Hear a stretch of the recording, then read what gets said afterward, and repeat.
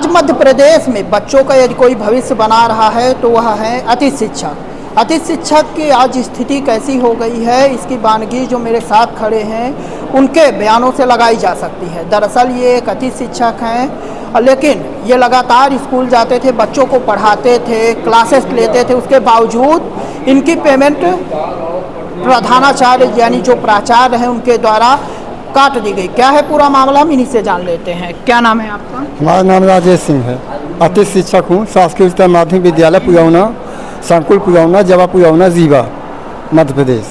क्या है मामला, क्या है? सर, मैं विद्यालय डेली जाता था और बच्चों को पढ़ाता था और वहाँ के अन्य कार्य करते थे।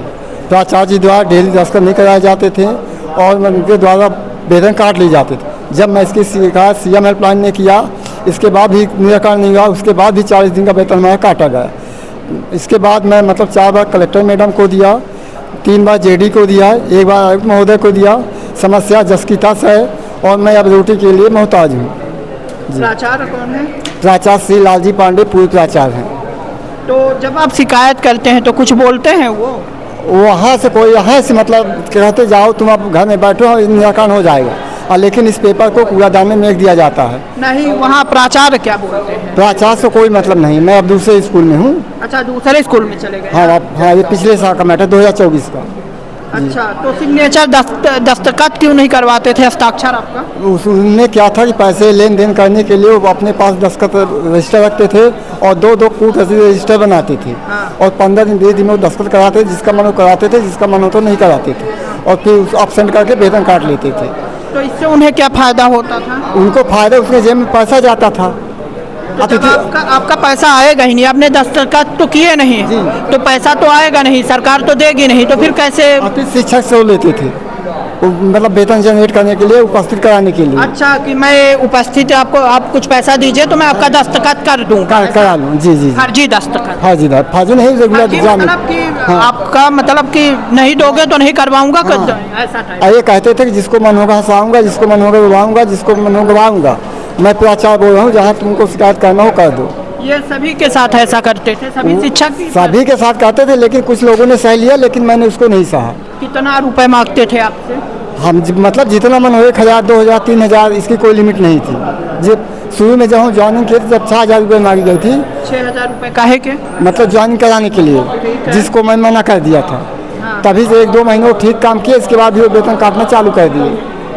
जी।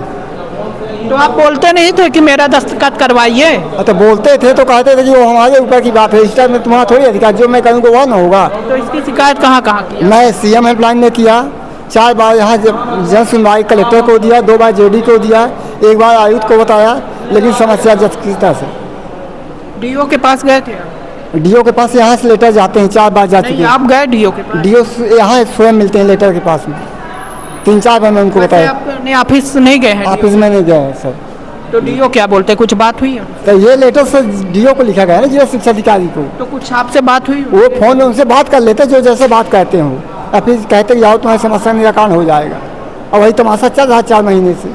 कितनी पेमेंट अटकी हुई है हमारी? लगभग 55 दिन की वेतन अटकी हुई है। तो कितना हुआ होगा? 1 दिन की 600 रुपये होती, 55 गुणे 6 कह दीजिए, जो कुछ होता हो। जी, लगभग 30-35 हज़ार। 30-35 हज़ार रुपये। जी